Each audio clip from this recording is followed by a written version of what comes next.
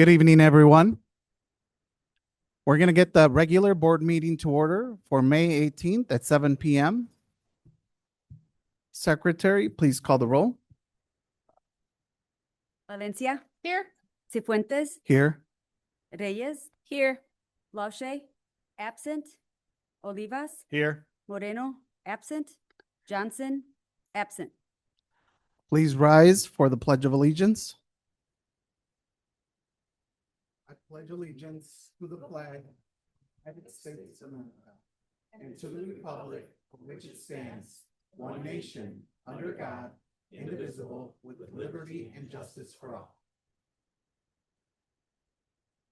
All right, we're going to move on to public comment. Can we get the...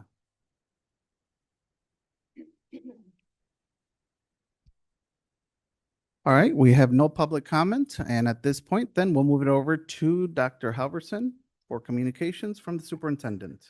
Thank you, Board President Cifuentes. First, we have Ms. Walker. She's going to come up and do some presentations for us this evening. So I'll turn it over to our PR department. Thank you, Ms. Walker. Good evening, everyone. We're approaching the end of the year, so I have several things to share with you all tonight. But first, we're going to start with Dr. Kruger, who's going to tell us about the Special Olympics.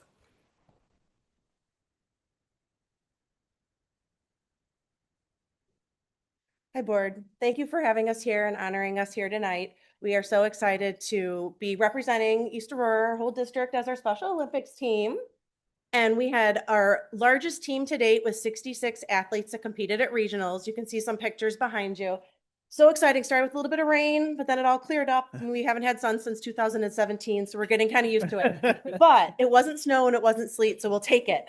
But of the 66 athletes, we had 23 gold medals and then 20 athletes qualify as state qualifiers. So that's very exciting.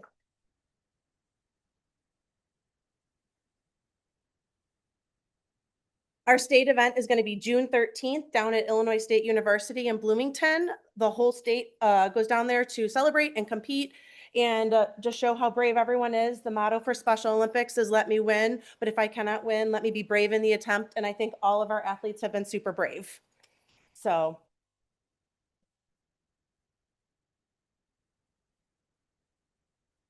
And then we were able to expand both Hermas and Waldo this year. So that's what helped with increasing participation. And I really wanted to thank our administration, Laura Ball, and all the others that have been just an amazing support to our program. And of course, the board that's been an amazing support to our program. And then to the coaches who are here and all the coaches who are not, we couldn't do this without the amazing staff that we have at all of our schools. So now Brittany Walker is going to be. So we do have awards for the students that are present. Perfect. So first we have Dariana Cortez, who did softball throw and 50-meter run.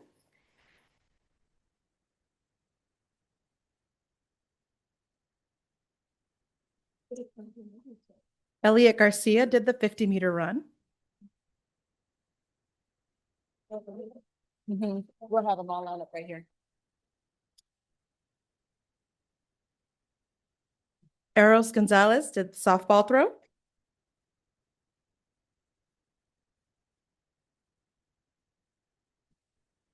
Aurelio Lechuga, 50-meter run.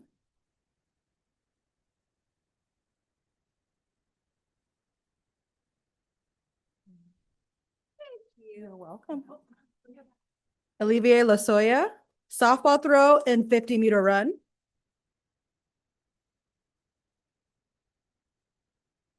Arturo Morales, mini javelin throw.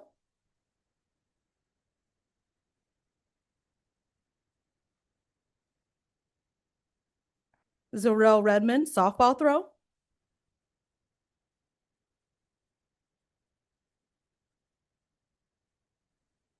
Jerlene Tello, 50-meter run.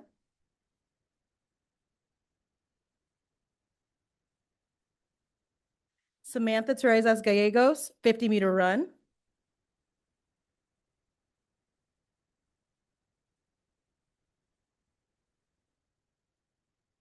Dakota Wolf, shot put.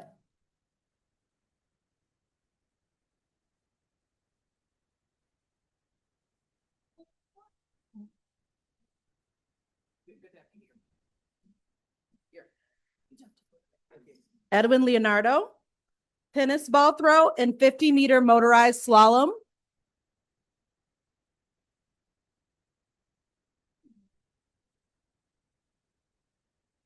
Fernanda Ojea, softball throw.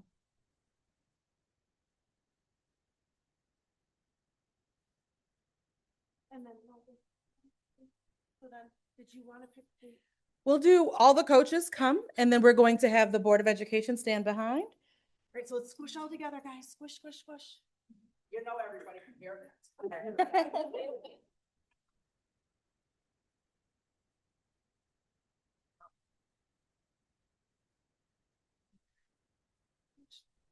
That's good squishing.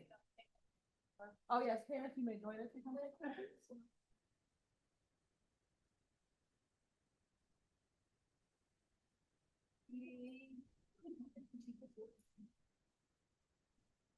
Forward, stand real tall and proud back there.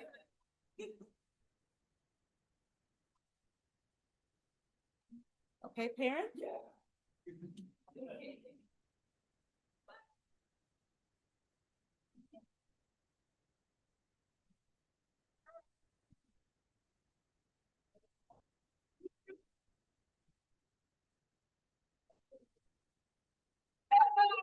All right, congratulations to all of our athletes.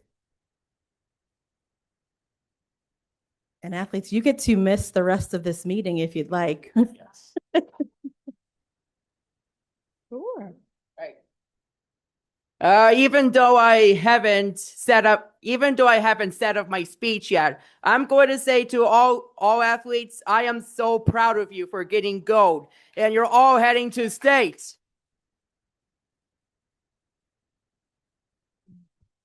All right.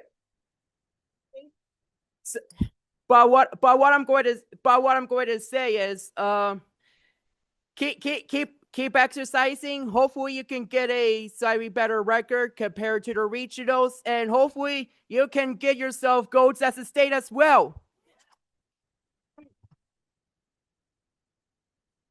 Hang on. Hey, Dakota, give me an EAA on 3. Give me an EA, nice and loud for everybody. Ready? Go ahead. Yep, go ahead. Hang on. I'm just going to say, even though she tried to pull me, this is Dakota. This is Dakota Wolf. This is Dakota Wolf. Dismissing myself from a board.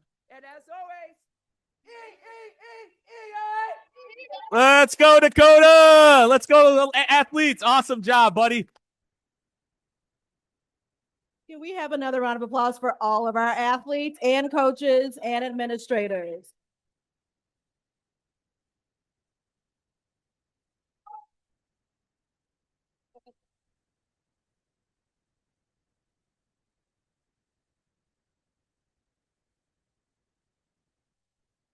Okay, I have several. Oh, sorry, go ahead. I'm so sorry. En este momento vamos a dar una pausa por unos minutos para si quieren salir y ya se pueden salir de la sala de aquí.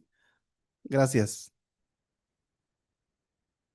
And we'll pause just for a second so we can make sure we give our athletes and their parents time to head out if they'd like to.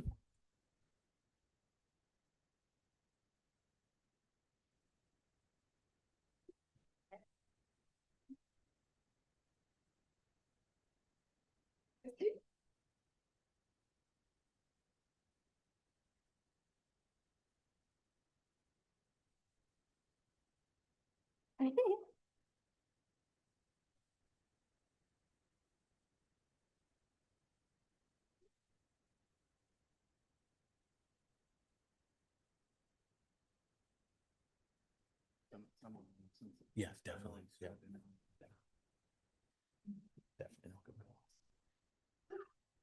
And next, we're going to turn it back over to Ms. Walker for a continued public relations report.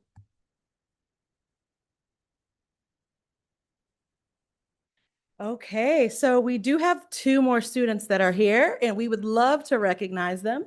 If I can, Zion always looks so excited. If I can have our 2 student board reps, please come stand with me. Elizabeth Corral Moreno and Zion Laliwala. So these 2 students, go ahead and turn around. They've seen you, see your face.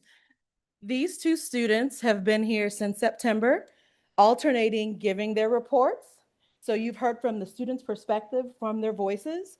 They have sat on building leadership team meetings. They are members of multiple organizations, whether it's sports, NHS, several different organizations, to make sure that they are telling the full student perspective. And today was their last official day of classes. There's still senior finals for the next 2 days, but we wanted to send them off well. And someone told us that they were going to both Harvard and University of Illinois. So right behind you.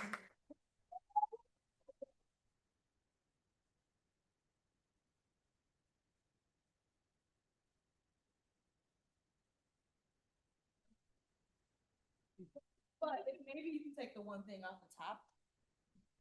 So there's a lot of different things. It's a little EA care package. So some things to kind of get their wardrobe started. But I'm going to be honest, I had to pick black because you have to keep the black and red in your life. So Harvard has the black and red. We're close. We're black and orange over here. You each have some merch from your new schools, but you have some things to remind you of where you're from, because once a Tomcat. So there's plenty of items in there for you to remember your home of EA. There's also some snacks in there, but they're healthy. They're like protein bars and such. So in case you need a little snack, even while you're preparing over the summer or when you first get to school. And then there's also a fan in there because we're your biggest fan. You have your pennants on the front.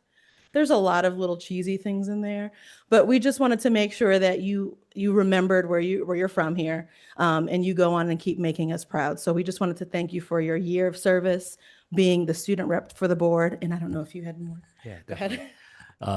Zion and Elizabeth, I just have to say thank you guys. One of my first days on the job, I think I was doing the interviews with you guys, and you guys rose to the top. I was definitely excited to have you both as student board members this year. You did a phenomenal job, and the expectations you set out during that interview process and the way you were able to articulate your passions rang through, and you guys carried yourself with such grace, compassion for our community this last year. We're excited to see what you're going to do at Harvard and U of I. Make sure you come back and visit us and keep giving back to Aurora, okay? Thank you both for your service. Really appreciate it.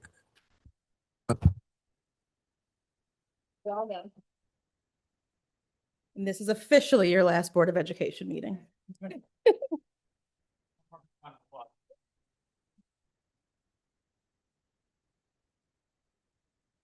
All right, a few more things. I'll be quick. So the next thing is, I just wanted to say that typically whenever we have our 5th grade champions, we do have them come in. It's the end of the year. They just participated last week. So these are the names of the students who won our 5th grade volleyball championship from Beaupre Elementary. And we have a proud principal in the and I believe a proud parent in the building. But these students will receive certificates later in the week. So the principal will get those to all of the students, but their names are all listed here. And they won like I said, the 5th grade volleyball championship just last week. So another round of applause for those students. Up next, the City of Lights tournament. There was a girls soccer tournament last week, and Waldo came in strong, winning the entire tournament. But I want to point out, I mean, not to make it an East-West thing, but each East middle school was matched with a West middle school, and East won every game in the first round. Just saying. So the semifinals and the finals were against all East schools. So again, Waldo came through. They will be recognized at the City of Aurora board meeting tomorrow. If anyone is able to attend, I will be there to see our students be recognized for that. All right, and our next, maybe final? Nope, there's 2 more. 1 more. Okay, so next, another City of Aurora project that's happening this last month, the entire month of May. There was a sustainability project art showcase that took place from the City of Aurora. Our ECC, so our early childhood students, took the call and they were able to submit sustainable art, our preschool students. So this art was done by our ECC preschool students. It is still on display until the end of the week. It goes away on Saturday, but I want to tell a few stories about these pieces. So the one at the very top is actually a very large bulletin board. This was art that was done and created by a class. When it was time to take the art, they did this for the class. When it was time to take the art, there was no way to kind of dismantle it. So our buildings and grounds team took the entire bulletin board. And again, it is a big bulletin board. It doesn't look like it there. It's also the one that's behind the gentleman here. And they took the entire thing apart, loaded it up, and got it safely over to the showcase space. So again, those pieces, you'll see the ones on the table. Buildings and grounds, yeah. If anyone's here. Oh, AJ's in the back. Woo! And then, of course, our preschool students, their families, it was a family project, so there's a lot of art there. 75% of these art pieces had to be recyclable. They had to be plastics that were being, saved from being in the oceans and things like that. So all of these things are wonderful pieces and a great way for our students to, one, contribute to the environment and showcase their creativity and their art and abilities, okay? So please, if you haven't already, go check it out. It's still available for the rest of the week. I believe the hours, and I can get this information, but it's Wednesday through Saturday, and it does get pulled down Saturday. Okay, and one more. Yes. Little Daniel here. Daniel's a kindergartner at Benavides. Okay. He's a kindergartner there, and he just received a state recognition for art. So he is going to be recognized in the fall for his art piece. So what you're seeing behind him, behind his teacher, Miss Bonnie, is he had to fold the paper into all of these intricate squares, and then he got to decorate each of the squares. So his art was selected on a juror piece. It was jured by 12 different judges, and it was selected to be amongst several that were going to be presented in Schaumburg in October. So we might bring him back, but just because this just happened last week, we wanted to showcase that for you all today. I believe that was my last thing. Yes. Thank you, Ms. Walker, for all the updates. We've got a lot to celebrate at the end of the year, so we had to do some of those electronically here. But once again, thank you for all the updates, and thank you to our students and staff for all their hard work and representing East Aurora so well. Next, communications from the superintendent. We're going to drop down to 4B1. And this evening, I have Mr. Linton Ellis with us from Greater Wellbeing. He is the ambassador for culture and climate for the year.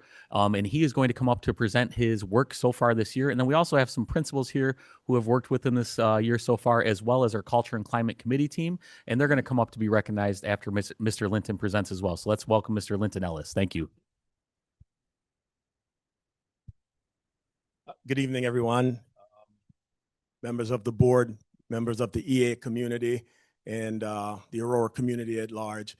I was brought in this year to be the ambassador for climate and culture by Dr. Halverson, and I've had the distinct pleasure of working with many of the members of the school community, and it's been a great experience, and I just want to share with the board and members of the community some of the work that we've done. But before I get to that, I just want to, as I was thinking about the presentation, I did a exploded version of this for the principals.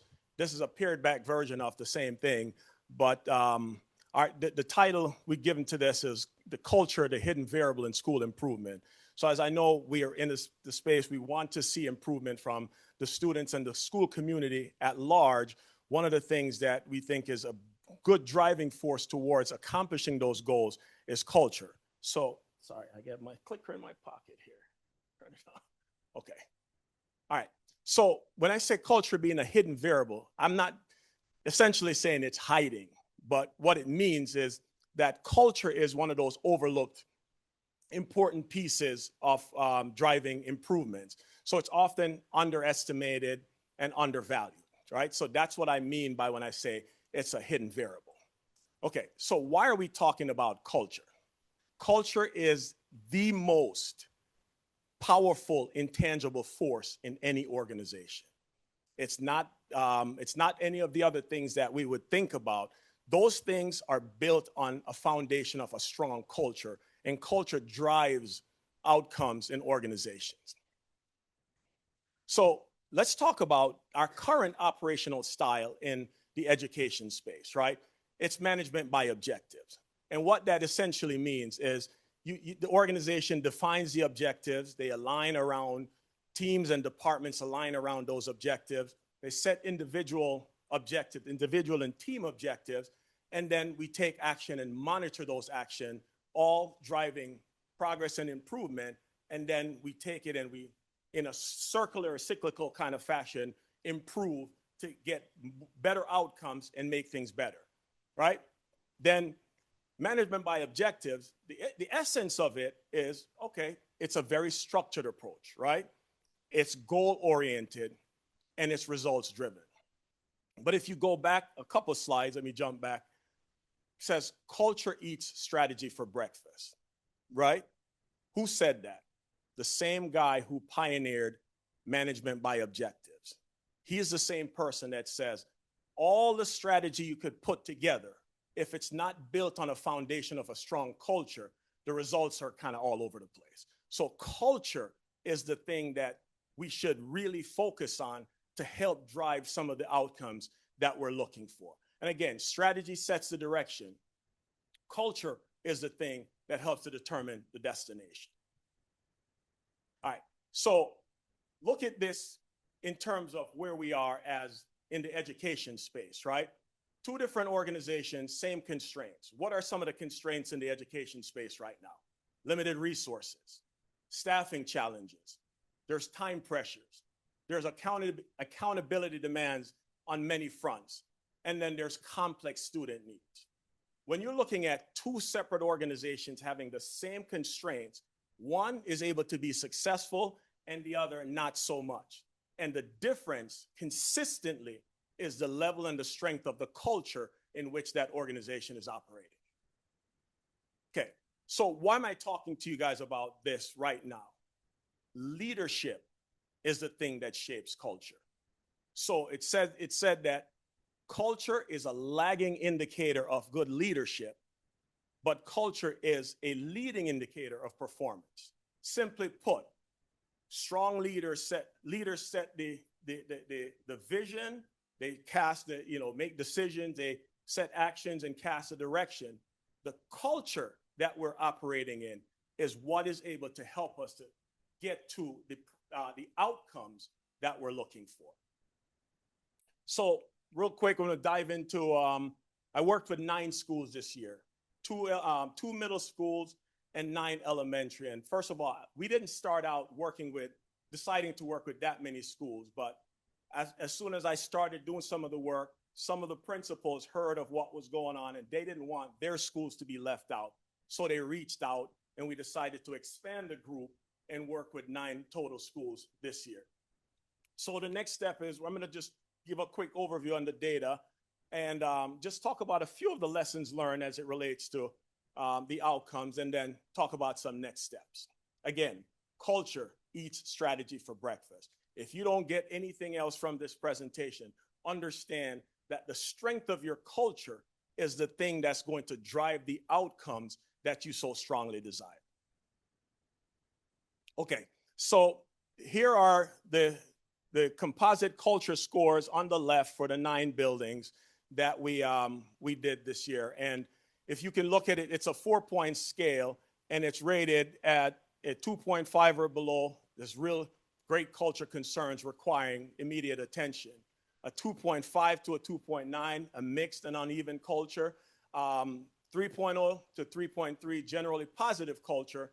And a 3.4 to a 4.0, that's a strong, healthy culture, right? So these are the composite culture scores for the 9 schools. But I want to focus on the right side of the screen at the district culture. And again, we didn't do an extensive district level assessment because we were just trying to do individual building level assessments to see where these buildings are, to figure out what are some of the things that we could do, the adjustments that we could make to drive and improve the cultures from a building perspective.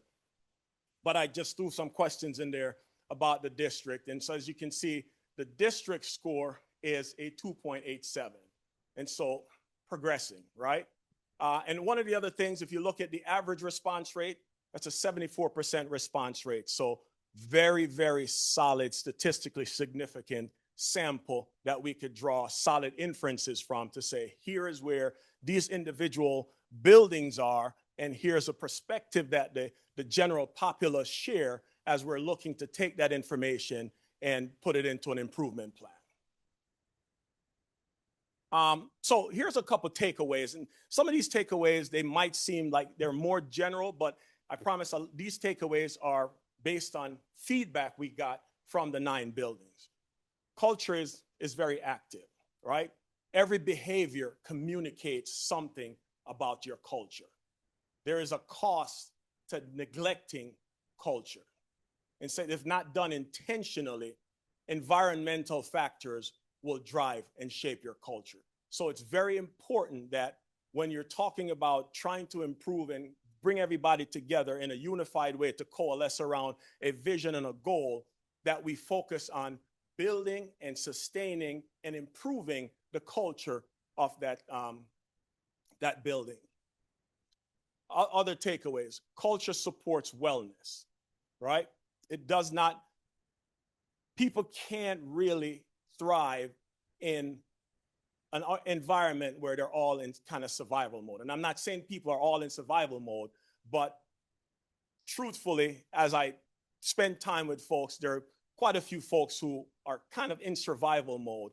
And so this opportunity to bring support around them and let them know that they are respected, appreciated, and valued is, to me, has made a difference, because I've gotten a lot of feedback, emails and otherwise, from folks saying they appreciate the ability, the option that they have to get their voice heard and to be a part of something that's more forward thinking. So far we've had some decent little improvements and successes, and you can easily take this to the next level. Oh, I think I'm sorry, I skipped over one slide. Okay, one of the other things that was very clear is that leadership alignment is very important to the folks. And the reason why I'm bringing this forward to the board as well, the board and the administration and the teachers and the admin, building admin, you all form a part of this leadership environment. And the unity that they see from leaders communicates a lot to the staff. And when they see that, it's easier to align with the vision, and as you implement something, people are more willing to adopt it and put their efforts behind it. So it's really important that leadership finds a way to get on proper alignment. It doesn't mean that there's always full agreement on everything, but alignment. You guys understand and know what alignment is. Aligning on what's the core vision and how we're going to get towards accomplishing that core vision. Okay, my last slide is, I basically took the mission statement and the mission and vision. I created an image for myself in my head, basically saying, hey, look, the staff surrounds the student, and the staff those are the people who, as the leader casts the vision and the staff adopt that, they share that, they embrace it, and we develop norms and everything around that vision.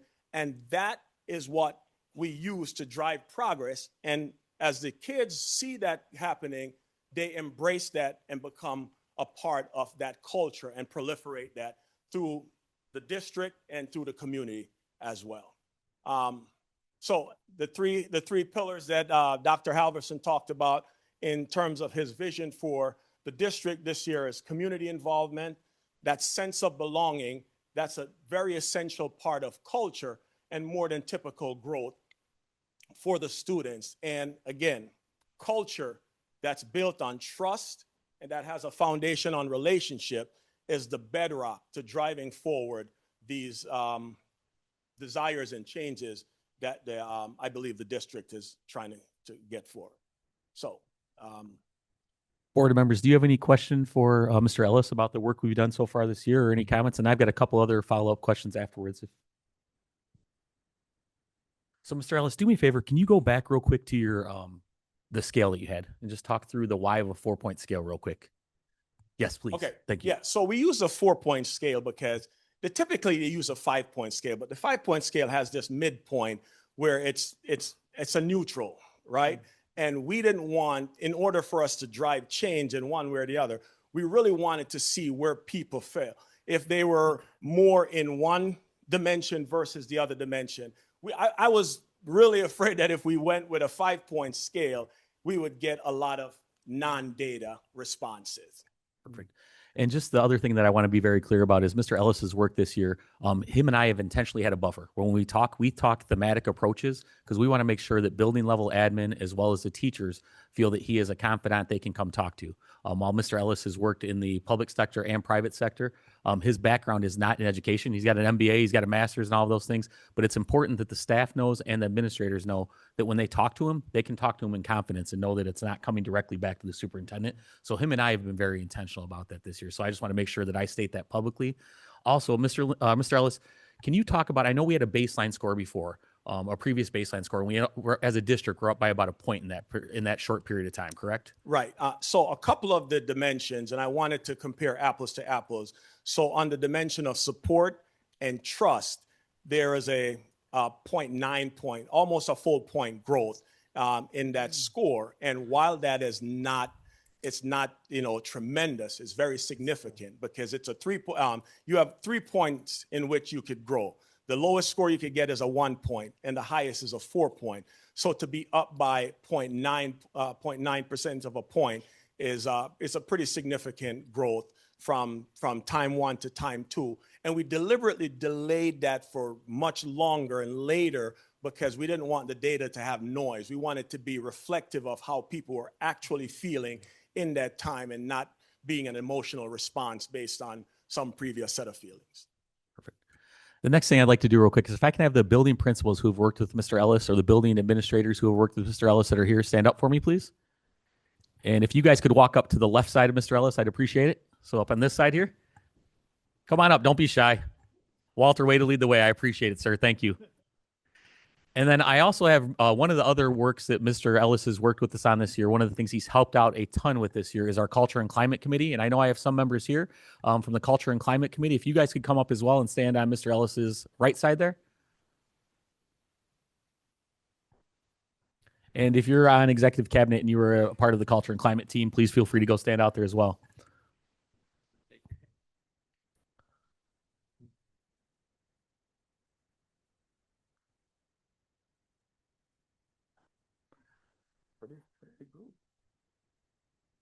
And the reason I'm asking that we do this, and any members that are here from the administrative ranks at the building level or from the culture and climate team, you guys, I'll pause for a second at the end. And if you have anything to add about the work this year, I'd feel free to. But the reason I wanted to do this is if you look up here, there's a strong group of leaders up here that are leaders in various aspects throughout our district. We have administrators, we have teachers, we've had office professionals.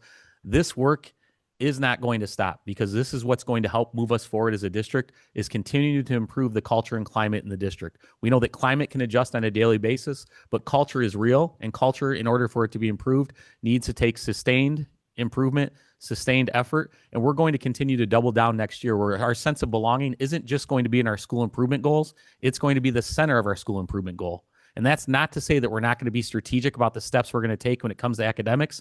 But I think you can see in the research of Peter Drucker that if we don't get the culture right, everything else is going to lag behind.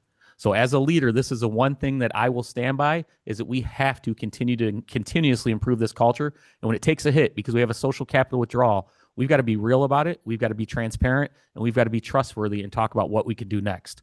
So once again, I want to thank Mr. Ellis for his hard work with the teams this year. And my leaders that are up there real quick, if you guys could turn and look at me. I want to thank you guys too for being brave, for stepping out and being a part of something major this year, because I think it's really crucial to where we're heading next. And I see that Chief Good's got a microphone there, and I know he's a man of few words, so I'm going to turn it over to him to get any feedback there. No, sir. Actually, I just want to say thank you for you and the board members. I could tell you from being on the committee, every little part, all of us we've all been very intentional. It's been tense at times, but it's been very detrimental and as well as a great thing to kind of tear it down, to build it back up and be realistic about it. And I've been in this district now 6 years, and seeing this change that's trying to actually happen it's a great thing. So thank you.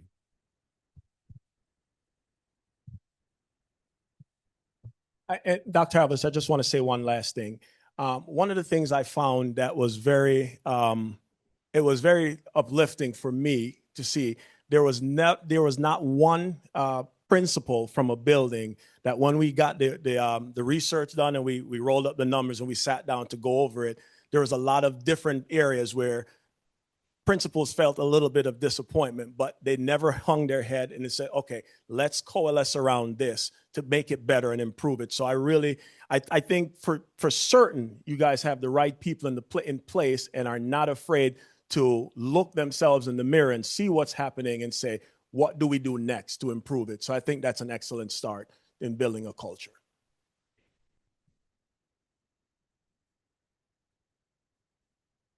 I'll say something because they're all he's giving me like a pointer. Thank you, Mr. Ganadio. Really, te lo agradezco mucho. I guess what I've mentioned before is the comfort level of the staff. When Mr. Ellis came in and he met with them, I even said, maybe I need to leave a room so they could share their thoughts and then have that space. But what I appreciated afterwards was the staff members reaching out to him so that all of a sudden he would pop up and he has a meeting with this group of teachers or this teacher or whatnot. So they felt comfortable enough to reach out to him to schedule those meetings with him. And he can come back and share with me what they spoke. He went back. I mean, we discuss it later as to the opportunities and those themes that you mentioned that I needed to focus on in my building. So I do really appreciate that they felt that he was attainable and that they could reach out to him.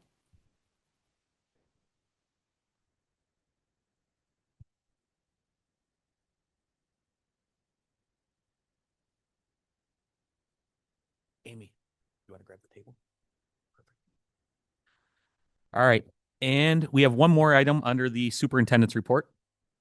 So tonight, we have a motion to approve the collective bargaining agreement with East Aurora School District 131 and IFT Local 604 for years 2026 to 2030. And I'm going to turn it over to Board President Cifuentes to make that motion, see if there's any questions. And then I have a couple words, and we're going to sign the document all together here to continue to celebrate some of the great things we have going on. I'll turn it over to Board President Cifuentes. All right, item number 4C, motion to approve the collective bargaining agreement with East Aurora School District 131 and IFT Local 604 for years 2026 through 2030. So move. Second. Do we have any questions from board members? Nope. All right, secretary, call the roll, please. Valencia, Yes. Cifuentes. Yes. Olivas, Yes. Reyes, Yes. Motion carries. So, hold on, we'll clap at that. So, Board President Cifuentes, members of the Board of Education, East Aurora staff, families, and community members. Tonight marks a historic and deeply meaningful milestone for East Aurora District 131. I am incredibly proud to stand before you and announce that we have now passed and reached a comprehensive agreement for our 2026 through 2030 contractual school years. Throughout the entire process, our work has been grounded in a simple but powerful belief that defines who we are. That belief is we belong. And it's not you belong, it's not I belong, it's we belong. That commitment guided our conversations, our decisions, and our approach every single day at the bargaining table. The result is an agreement that reflects the immense value of every single member of our organization, with absolutely no one left behind. This contract is something our entire community can be proud of. It represents a new day in East Aurora, one built on mutual respect, collaboration, and a shared focus on what matters most, our students and the dedicated staff who serve them. An achievement of this magnitude does not happen by accident. It required an extraordinary collective effort over the course of 10 intense bargaining sessions, totaling more than 80 hours at the table, and countless additional hours of preparation and follow-up. Both teams remained committed to thoughtful, respectful, and productive dialogue. Tonight, I want to publicly celebrate and thank the key leaders who made this possible. To our union leadership, thank you for your partnership, your fierce advocacy, and your steadfast commitment to ensuring that the voices of all employee groups were elevated and valued. To our district negotiating team, thank you for your tireless preparation, your problem-solving mindset, and the grueling hours you spent ensuring a balanced, comprehensive package that supports our staff, our students, and the long-term stability of our district. And to our Board of Education, thank you for your continuous support, your vision, and your unwavering commitment to establishing a solid foundation for the future of East Aurora. Now for the signing of the agreement. This agreement sets a powerful new standard for how we work together to move our district forward. To formalize this monumental step, we're going to do something special tonight to signify our unity and shared vision. At this time, I would like to invite Union President Becky Royro and Board President Juan Cifuentes to please step forward to be the first to sign this historic contract. So Board President Cifuentes and Union President Becky Royro, if you guys could proceed to the table there with Ms. Morales, I'd appreciate it.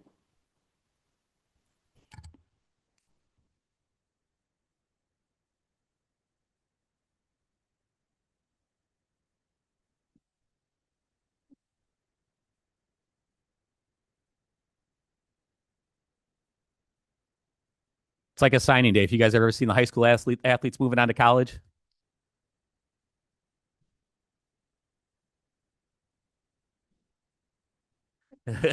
We'll give them time to do that at the very end here for sure.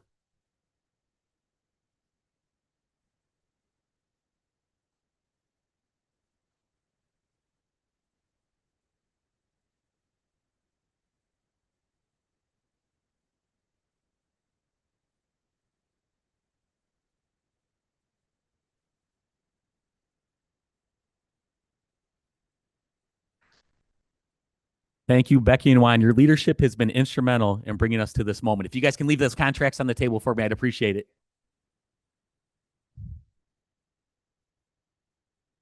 Yep. So next, we're going to go in a little bit of order here. Next, to solidify the district's collective governance and support for this agreement, I would like to invite each member of our Board of Education to please step forward and add your signature to the documents as well. So if each board member could please step up to sign it, I'd appreciate it.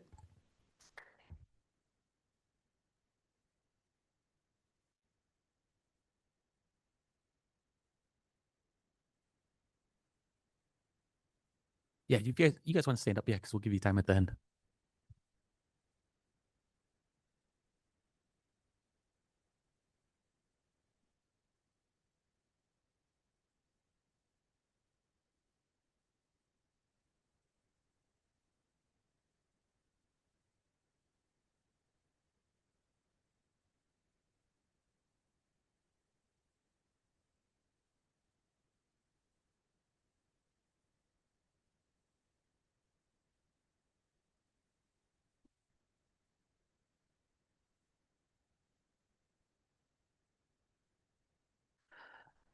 Thank you, board members.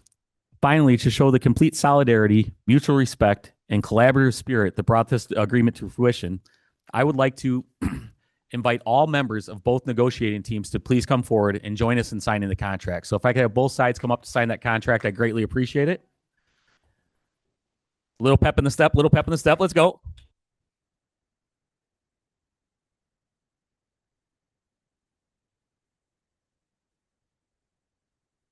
Thank you. Here, at least here's another one.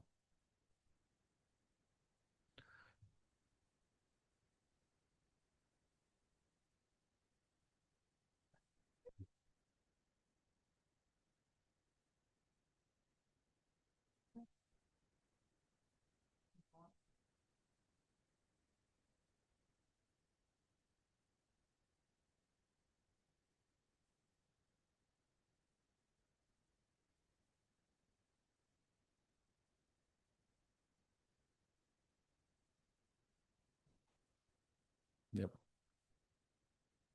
I promise I won't try and keep us in closed session forever tonight because it's taking a little bit longer.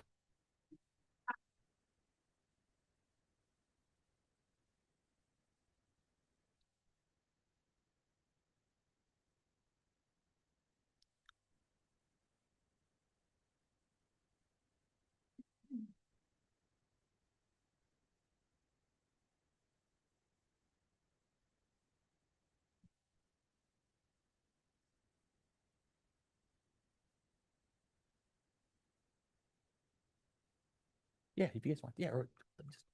Yeah, yeah. Yeah, board members, if you guys want to come back. Yeah. Thank you.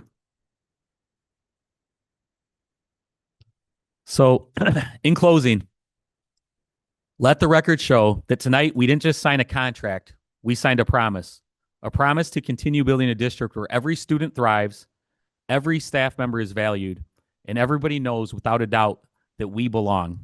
Thank you to everyone involved, and thank you to the East Aurora community for your continued dedication to our students and to one another. Is Dakota still back there? Dakota, give me an EA, buddy. Ready.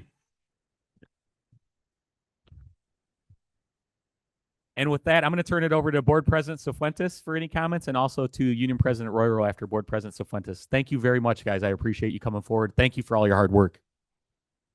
I just wanted to take a moment to, briefly say that I recognize and thank everyone who played a role in reaching this agreement. The approval of the new union contract represents more than just, a negotiated agreement.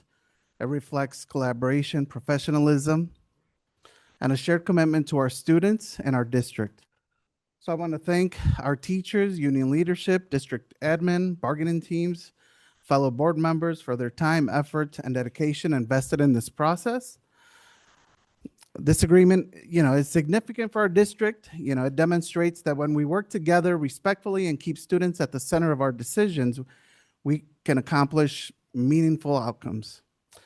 So I believe this sets a positive tone for the future and strengthens the partnership between the board, admin, union, and our educators. So again, thank you for everyone involved.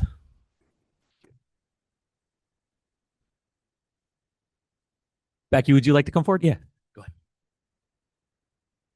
Good evening. I don't have much to add except I think that we walk the walk and talk the talk and set the example for the rest of the district on how people can have mutually respectful relationships.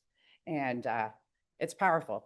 So, and then I wanted to, again, thank my team. And then Jenta, will you stand up for a second? She's retiring. This is her last. So. That's it. Thank you. Thank you. Thank you so much. And with all of the positive outcomes tonight, that concludes my report. All right. That has been a lot. Motioned, item 5, motion to approve the following consent agenda as listed. So moved. Second. Any questions? Secretary, call the roll, please. Cifuentes, Yes. Valencia, Yes. Olivas, Yes. Reyes, Yes. And we do have a introduction. I will send. Dr. Ballard, you ready for our introduction, sir? Yes, I am. Just one moment, please. Oh, my file closed. Just one moment.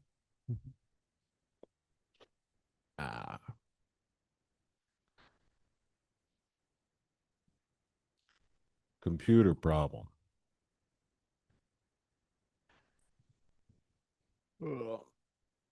Here we go. It is my pleasure to introduce Alejandra Mendez, who will be joining us as Executive Assistant to the Superintendent. Alejandra brings over 20 years of experience in public education, spending much of her career at West Aurora District 129, where she has held several roles, including building office professional, special education secretary, office professional for assessments and ELL programs, and executive assistant to the executive leadership team. Currently, she serves in their community affairs department as a translation services specialist.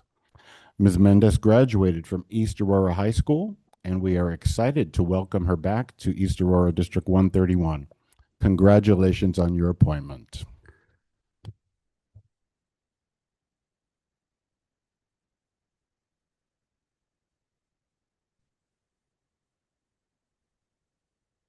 Right. That was it for introductions. All right. Moving on to item 6, Finance and Personnel Committee with Ms. Reyes. Good evening, everyone. Buenas noches a todos. The Finance and Personnel Committee meeting was held on Monday, May 4th, 2026, here at the Admin Center and was called to order at 5:30.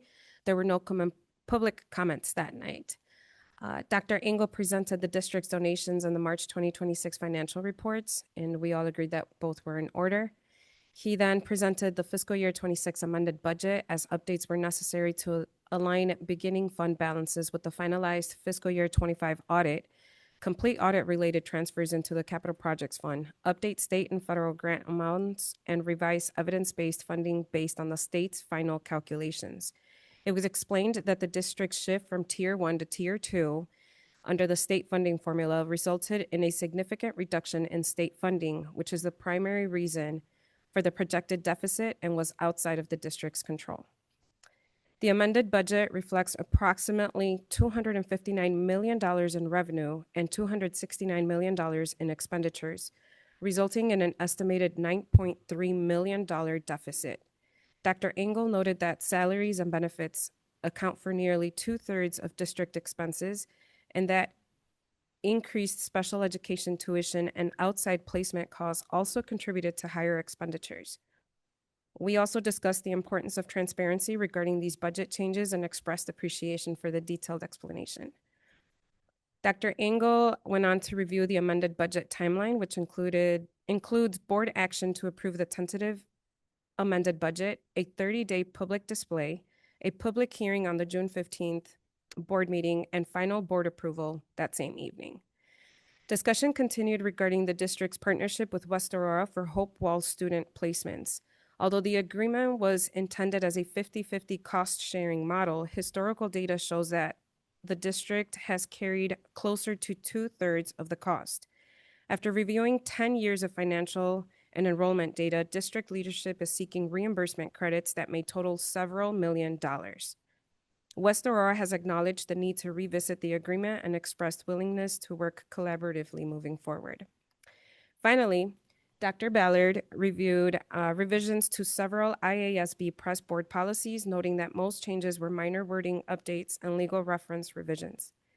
He highlighted policy 4:165 regarding sexual abuse education, explaining that while state law no longer requires a 5-day parent notice and opt-out option, the district recommends continuing this practice to maintain transparency with families. The meeting was then adjourned at 5:43 p.m. I have no action items tonight. So the next Finance Committee meeting will be held on Monday, June 1st, 2026 at 5:30 p.m. here at the Admin Center. And that concludes my report. All right, thank you, Ms. Reyes. Moving on to Curriculum and Programs Committee with Ms. Valencia. The Curriculum and Programs meeting occurred today at 6, and our next meeting is scheduled for June 15th. I will provide a full report on June 1st during our regular meeting. All right, thank you. All right, with Mr. Lofshay, item 8. Mr. Lofshay is out today. I'm gonna send it over to Mr. Allen to give a summary of the meeting real quick. Okay, thank you. Buildings and Grounds Committee meeting met on May 4th, 2026 at 6 p.m. here at the Admin Center. The first order of business was the Oak Park gutter update. The project was primarily complete. There's some small odds and ends. We're going to Corder and Clark and the contractor get cleaned up, but the project went very well and pretty smoothly considering we had a lot of weather changes up and down, a lot of rain that kind of held us back a little bit, but it came in on time. Second was facility assessment update. We do have a secondary quote that's come in. We're going to be bringing that back to the committee. Possibly we might have a third for your review and potentially move forward with that, but that'll be coming soon. Yeah, Mr. Allen, I just want to interject real quick. When we do bring that back to our committee meeting for Buildings and Grounds on June 1st, there is a potential that I will request that drops for action that night under the superintendent's report, just because we do need to get moving with that in order to figure out exactly where our facilities are. So I just wanted the board to have a preview of that, that if there aren't questions that evening, we'll come forward with the recommendations at that point in time during the whole meeting of the whole for the Board of Education. Thank you, Dr. Helferson. Next item on the agenda was Cowherd bleacher update. We brought forward to the committee that Cowherd bleachers are in some damaged shape and showing some major wear. We have reached out to one party and got a quote. We're working on getting another quote for repair, and we're also having a hard time finding a third. So we're also going out to see what it potentially would cost to do a complete replacement, just to make sure we spend the money wisely if we have to move forward, because to repair them, it's disassembling them all the way down and pulling pieces out. So it's a lot of labor work involved in doing it, but we'll have more to come with that soon. Fred Rogers facade update. So we have an emergency repair still ongoing at Fred Rogers. Some chunks of concrete or brickwork facade did fall off, so we closed down door one. It is still open for business using other alternate doors. They've been doing a lot of fix work and major work to it. I will have a status update hopefully in the next week. By next meeting, we should be substantially complete on the emergency repair part of it. And then we'll move into the summer phase of work still being done there. EHS freshman gym update, that was referring to the two broken drains in the soffits. We're having a hard time getting contractors due to the location and time of year to come look at it. We do have one quote that we'll move forward with automatically that's under all the limits that we have. With the current contractor that'll be doing roofing work there this summer, we're trying to get one to come in sooner and get it taken care of before we have other potential damage. Last was ECC walk-in freezer update. We had some problems with the walk-in freezer at ECC. Both our team and an outside contractors put a lot of time and effort in the machine. I don't have an exact status of it right now, but it was operational the other day, but I think there's still some little hiccups with it. So it's still ongoing right now. And lastly was a resolution for sale of property of broken items and tables and such. The next meeting will be June 1st, I believe, 2026 here at the Admin Center at 6 p.m. And I believe there's one motion on the BMG report today. Yeah. Two. There are. Thank you. All right. First action item, it is 8.B.1, motion to approve the resolution authorizing the disposal and sale of personal property. So move. Second. Any questions? Secretary, call the roll, please. Valencia, Yes. Cefuentes. Yes. Olivas, Yes. Reyes, Yes. All right. Next action item, 8.B.2, motion to reject the bid results for the 2026 secured entrance at East High School. So moved. Second. Any questions? Secretary, call the roll, please. Cefuentes. Yes. Valencia, Yes. Olivas, Yes. Reyes, Yes. All right, moving on to section 9, executive session. For the purpose of discussing land acquisition, pending litigation, workers' compensation, and the appointment, employment performance, compensation, and dismissal of a specific employee. So moved. Second. Secretary, call the roll, please. Reyes, Yes. Valencia, Yes. Cefuentes, Yes, Olivas, Yes. and there will be action.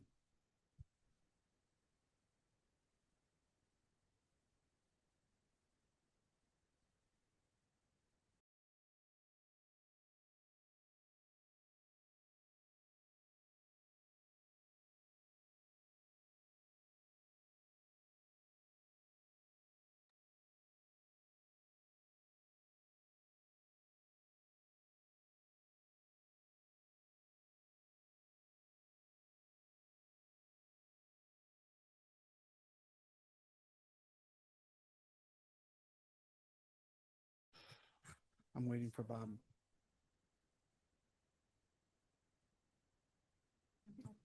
Bob. All right, motion to reconvene from executive session. So moved. Second. Secretary, call the roll, please. Valencia, Here. Reyes, Yes. Cefuentes, Yes. Olivas, Yes. All right, we do. We do have an action item, item 10.8. Motion to approve the dismissal of Morgan Ingold.